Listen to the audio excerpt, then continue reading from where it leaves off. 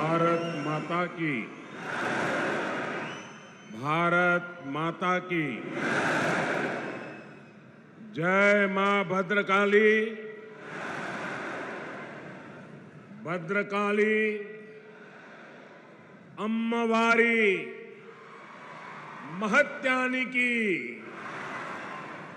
सम्मक्क सारलम्म पौरुषानिकी रानी रुद्रमा पराक्रमानिकी प्रख्याति गांचिना वरंगल को रावणम संतोषंगा उंदी।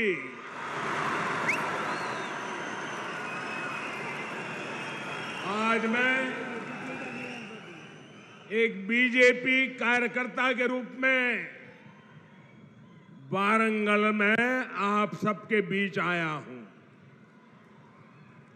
ये क्षेत्र जनसंघ के जमाने से ही हमारी विचारधारा का मजबूत किला हुआ करता है। जब संसद में बीजेपी की सिर्फ 2 सीटें थी, तब हनुमान कांडा से सी जंगा रेड्डी जी सांसद हुआ करते थे। आज बीजेपी दुनिया का सबसे बड़ा राजनीतिक दल है, तो इसमें तेलंगाना की इस धरती की बहुत बड़ी भूमिका है। मुझे खुशी है कि अब यहां बीजेपी का निरंतर विस्तार हो रहा है। 2021 में यहां के म्युनिसिपल कॉरपोरेशन के चुनाव में बीजेपी अपने प्रभाव का ट्रेलर दिखा चुकी है। इतनी बड़ी संख्या में आप यहां पहुंचे हैं, इसका संदेश साफ है। अब विधानसभा चुनावों में बीजेपी यहां बीआरएस और कांग्रेस दोनों का पत्ता साफ करने जा रही है। साथियों, यहां आने से पहले मुझे तेलंगाना के विकास से जुड़े हजारों करोड़ रुपए का प्रोजेक्ट का शिलान्यास करने का अवसर मिला है। इनसे इस क्षेत्र में सुविधा तो बढ़ेगी ही, रोजगार के भी नए अनेक अवसर बनेंगे। पिछले 9 वर्षों में केंद्र की बीजेपी सरकार ने तेलंगाना के विकास के लिए पूरी शक्ति से काम किया है। आज तेलंगाना में करीब 36,000 करोड़ रुपए के नेशनल हाईवे प्रोजेक्ट पर काम चल रहा है। 2014 में तेलंगाना के लिए जो रेल बजट था, आज उसका 17 गुना 17 टाइम अधिक रेल बजट तेलंगाना के पास है। भाजपा का लक्ष्य यही है, तेलंगाना विकसित बने, तेलंगाना भारत को विकसित बनाए। साथियों, भारत की आत्मनिर्भरता में तेलंगाना की भूमिका बहुत बड़ी है। जब भारत ने तय किया है कि हम कोरोना की वैक्सीन, भारत की अपनी वैक्सीन बनाएंगे, तो तेलंगाना के लोगों ने आगे बढ़कर अपना दायित्व निभाया। जब भारत ने तय किया कि हम दवाइयों के लिए कच्चा माल बनाएंगे, तो तेलंगाना के लोग नई ऊर्जा के साथ जुट गए। जब भारत ने तय किया कि हम मेड इन इंडिया पर बल देंगे, तो तेलंगाना के मैन्युफैक्चरर्स ने पूरी ताकत लगा दी। जब भारत ने तय किया कि हम यूरिया में आत्मनिर्भर होंगे, तो बरसों से बंद रहा रामागुंडम खाद कारखाना फिर से सजीव हो उठा। और साथियों, जब भारत ने अपनी रेल को आधुनिक बनाने का फैसला किया, तो भी इसमें तेलंगाना ही अपनी बड़ी भूमिका निभा रहा है। अब काजीपेट में वैगन बनाने की नई फैक्ट्री बन रही है। यहां बनने वाले सैकड़ों वैगन भारतीय रेल के विस्तार और एक्सपोर्ट दोनों को बल देंगे। भाई और बहनों, बीते 9 वर्षों में पूरी दुनिया में देश का इतना गौरव बढ़ा है, भारत को लेकर आकर्षण बढ़ा है। इसका भी फायदा तेलंगाना को हुआ है। यहां पहले के मुकाबले अब ज्यादा इन्वेस्टमेंट आ रहा है और इस ज्यादा इन्वेस्टमेंट का फायदा तेलंगाना के युवाओं को हो रहा है, उसे नौकरी मिल रही है। भाजपा सरकार ने दुनिया में भारत की जो साख बढ़ाई है, ये उसी का नतीजा है। लेकिन सवाल ये है कि यहां तेलंगाना में जो सरकार है, उसने क्या किया? साथियों, यहां की राज्य सरकार ने सिर्फ 4 काम किए हैं। यहां की सरकार ने सिर्फ 4 काम किए हैं। पहला, सुबह शाम मोदी को, केंद्र सरकार को रेगुलरली गाली देने का काम किया है। पूरी डिक्शनरी इसी काम में लगाई है। दूसरा काम क्या किया है? एक परिवार को ही सत्ता का केंद्र बनाने का और खुद को तेलंगाना का मालिक साबित करने का काम किया है। तीसरा काम क्या किया है? इन्होंने तेलंगाना के आर्थिक विकास को चौपट कर दिया। चौथा काम क्या किया? चौथा, इन लोगों ने तेलंगाना को भ्रष्टाचार में डुबो दिया। आज तेलंगाना में ऐसा कोई प्रोजेक्ट नहीं है जिसमें भ्रष्टाचार के आरोप नहीं है। केसीआर सरकार यानी सबसे भ्रष्ट सरकार। और देखिए खेल, अब तो दिल्ली तक इनके भ्रष्टाचार के तार फैल गए हैं। हम पहले 2 देशों या 2 राज्यों की सरकारों के बीच विकास से जुड़े समझौतों की खबरें सुना करते थे कि भाई विकास के लिए 2 राज्यों ने समझौता किया, पानी के लिए 2 राज्यों ने समझौता किया, ऐसी खबरें आती थी।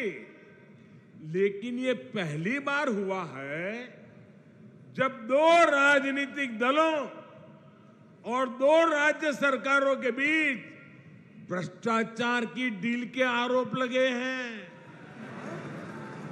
ये दुर्भाग्य है कि जिस तेलंगाना के लिए जनता ने इतना संघर्ष किया, इतने बलिदान दिए, उस जनता को ऐसे दिन देखने की नौबत आई है।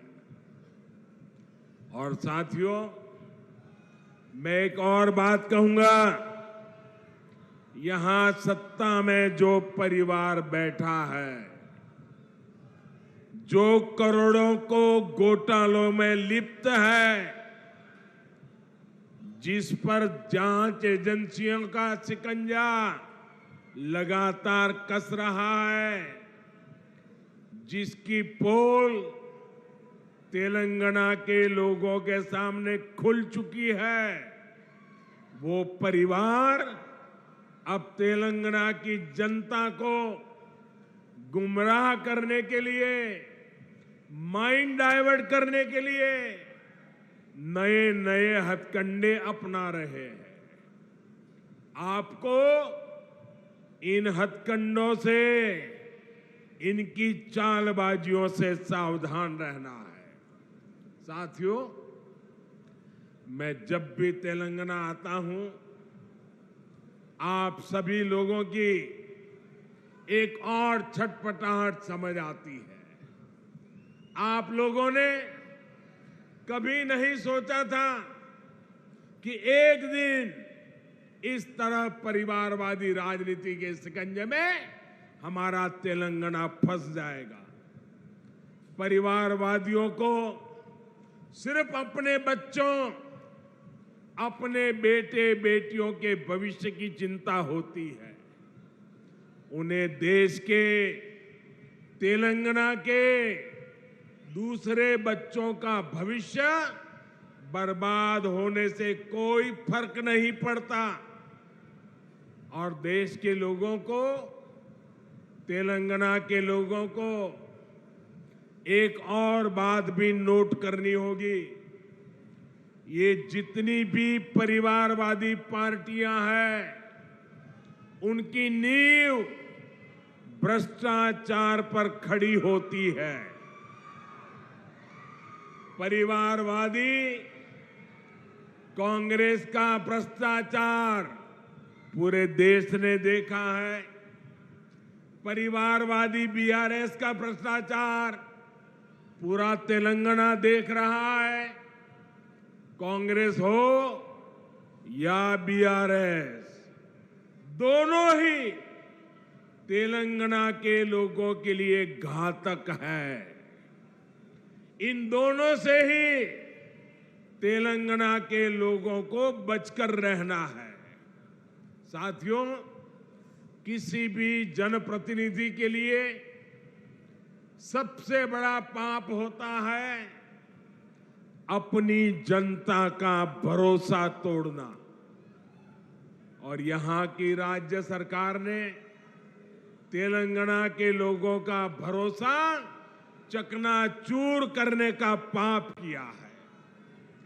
कितनी सारी उम्मीदें लगाई थी आप लोगों ने, लेकिन हर उम्मीद को तेलंगाना सरकार ने तोड़कर रख दिया। यहां की सरकार अच्छी तरह जानती है कि पिछले 9 साल में उसने तेलंगाना के लोगों को सिर्फ और सिर्फ धोखा दिया है। उसने राज्य में एक के बाद एक भर्ती घोटाले करके यहां के युवाओं के साथ विश्वासघात किया है। तेलंगाना आंदोलनों के वो दिन मैं कभी भूल नहीं सकता। कितनी बड़ी बड़ी बातें कही गई थी कि हम यहां लाखों भर्तियां करेंगे, युवाओं को सरकारी नौकरी देंगे, लेकिन आपको इन लोगों ने सिर्फ और सिर्फ झूठ ही दिया है। तेलंगाना में भ्रष्टाचार का जो खुला खेल चल रहा है, इसका सबसे बड़ा नुकसान यहां के युवाओं को उठाना पड़ रहा है। Telangana state public service commission scam के बारे में कौन नहीं जानता है। पिछले 9 वर्षों से तेलंगाना के लाखों नौजवान सरकारी भर्तियों का इंतजार कर रहे हैं, लेकिन यहाँ की सरकार ने सरकारी नौकरियों को अपने नेताओं की तिजोरी भरने का माध्यम बना दिया है। साथियों, तेलंगाना की 12 यूनिवर्सिटीज में हायर एजुकेशन को तबाह करके यहाँ की सरकार ने लाखों नौजवानों का भविष्य बर्बाद कर दिया है। आज भी तेलंगाना की यूनिवर्सिटीज में 3000 से ज्यादा टीचर्स के पद खाली पड़े हैं। आज भी तेलंगाना की सरकारी स्कूलों में टीचर्स की 15,000 से ज्यादा पोस्ट खाली पड़ी है। क्या ये इन स्कूलों में पढ़ने वाले बच्चों के साथ विश्वासघात नहीं है क्या? धोखा नहीं है क्या? इन लोगों ने आपसे वायदा किया था कि हर बेरोजगार को 3,000 रुपये का भत्ता देंगे। ये वायदा करके भी तेलंगाना सरकार ने नौजवानों को सिर्फ धोखा दिया, विश्वासघात किया। इन लोगों ने आपसे वायदा किया था कि गरीबों को 2 बेडरूम वाले 7 लाख फ्लैट बनाकर देंगे। ये वायदा भी यहाँ की सरकार पूरा नहीं कर पाई है। ये लोग किसानों के 1 लाख रुपया तक के कर्ज को माफ करने की बात भी कहा करते थे, लेकिन इस वायदे पर भी इनकी सरकार ने तेलंगाना के लोगों को सिर्फ विश्वासघात ही दिया है। साथियों, मुझे पता है कि तेलंगाना की ग्रामीण पंचायतें, यहाँ के सरपंच यहाँ की सरकार से कितने गुस्से में हैं, कितने नाराज हैं। ये बीजेपी की केंद्र सरकार है जिसने तेलंगाना की ग्राम पंचायतों को 12,000 करोड़ रुपए से ज्यादा सीधा देने का सुनिश्चित किया है। यहाँ की ग्राम पंचायतें ज्यादातर काम सेंट्रल फंड से ही करा रही है। केसीआर सरकार यहाँ ग्राम पंचायतों के सामने लगातार मुश्किल खड़ी कर रही है। इसलिए तेलंगाना की हजारों पंचायतें भी अब यहाँ की परिवारवादी सरकार को पटखनी देने का इरादा कर चुकी है। साथियों, बीजेपी सरकार ग्रामीण अर्थव्यवस्था को मजबूत करने के लिए गांवों में ज्यादा से ज्यादा खर्च कर रही है। पैडी प्रोक्योरमेंट के माध्यम से यहाँ के धान किसानों को पिछले 9 साल में 1,30,000 करोड़ रुपए से ज्यादा दिए गए। मनरेगा के तहत तेलंगाना के गांवों में करीब करीब 25,000 करोड़ रुपए का काम कराया गया है। पीएम किसान सम्मान निधि के जरिए भी तेलंगाना के करीब 40 लाख किसानों के बैंक खाते में 9,000 करोड़ रुपए सीधे भेजे गए हैं। पीएम आवास योजना के तहत जो करोड़ों घर बनाए गए हैं, उनसे भी हजारों करोड़ रुपए ग्रामीण अर्थव्यवस्था में पहुंचे हैं। साथियों, बीजेपी ने निरंतर प्रयास किया है कि किसानों को सशक्त करें, उनके खर्च कम करें, उनकी आय बढ़ाएं। हमने लागत का 1.5 गुना एमएसपी देने का वादा किया था। हमने वो गारंटी को पूरा करके दिखाया। हमने दाल की एमएसपी पर रिकॉर्ड खरीदी करके हमारी गारंटी पूरी की।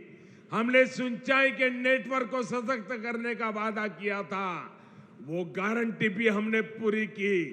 किसानों को कोल्ड स्टोरेज की दिक्कत ना हो, इसके लिए दुनिया का सबसे बड़ी भंडारण योजना पर पूरा काम हो रहा है। आप जानते हैं कि जो 7 मेगा टेक्सटाइल पार्क देश में बनने वाले हैं, उनमें से भी एक यहां तेलंगाना में बनने जा रहा है। इन सभी प्रयासों का लाभ यहां के किसानों को होगा, हमारे कॉटन ग्रोवर किसानों को होगा। भाइयों बहनों, तेलंगाना की सरकार ने गरीब, दलित, पिछड़े आदिवासियों को सिर्फ झूठे वादे दिए, झूठी घोषणाएं दी, लेकिन केंद्र की बीजेपी सरकार ने सही मायने में इन वर्गों को सशक्त किया है। वारंगल सहित इस पूरे क्षेत्र में बड़ी संख्या में आदिवासी और पिछड़े समाज के लोग रहते हैं। पहले की सरकारों में हमारे आदिवासी भाई बहनों के साथ सौतेला व्यवहार किया जाता था। सड़कें हो, पीने का पानी हो, स्कूल हो, अस्पताल हो, हमारे ट्राइबल भाई बहन का नंबर सबसे अंत में आता था। आदिवासी क्षेत्रों के विकास के लिए बीजेपी ने पहले की सरकारों की सोच और अप्रोच दोनों को बदल दिया। हमने आदिवासी क्षेत्रों में सैकड़ों नए एकलव्य मॉडल स्कूल खोले। हमने वन उपज के सही दाम देने के लिए एमएसपी का दायरा बढ़ाया। हमने जनधन केंद्रों के माध्यम से रोजगार के नए साधन तैयार किए। आज आप देख रहे हैं कि इन आदिवासी क्षेत्रों में 6 लेन के 4 लेन के हाईवे बन रहे हैं, इंडस्ट्रियल कॉरिडोर बन रहे हैं, मिशन मोड पर 4G नेटवर्क की सुविधाएं तैयार की जा रही है। आदिवासी परिवारों में सिकल सेल एनीमिया की बहुत बड़ी दिक्कत है। अब बीजेपी सरकार ने सिकल सेल एनीमिया को जड़ से हटाने के लिए भी अभियान शुरू किया है। साथियों, आजकल कुछ लोग चुनाव से पहले जनता को गुमराह करने के लिए झूठी गारंटी लेकर आ रहे हैं। बीजेपी चुनाव के लिए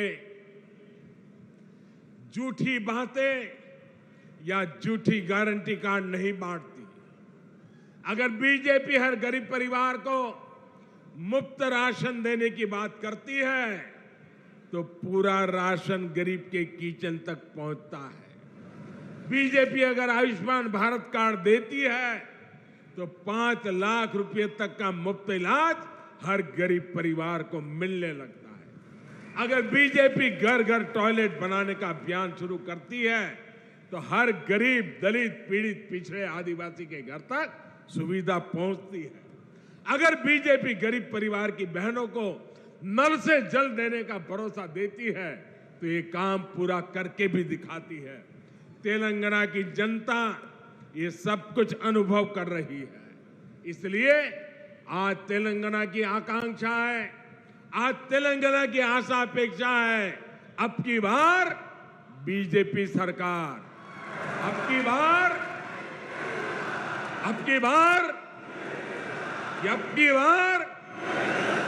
यही भाव मैं यहां वारंगल में देख रहा हूं, पूरे तेलंगाना में देख रहा हूं। भाइयों बहनों, ये बड़ी संख्या में आपकी मौजूदगी हैदराबाद में उस परिवार की नींद हराम कर रही है। और मैं देख रहा हूं अब तेलंगाना के लोगों ने भाजपा की सरकार बनाने का फैसला कर लिया है।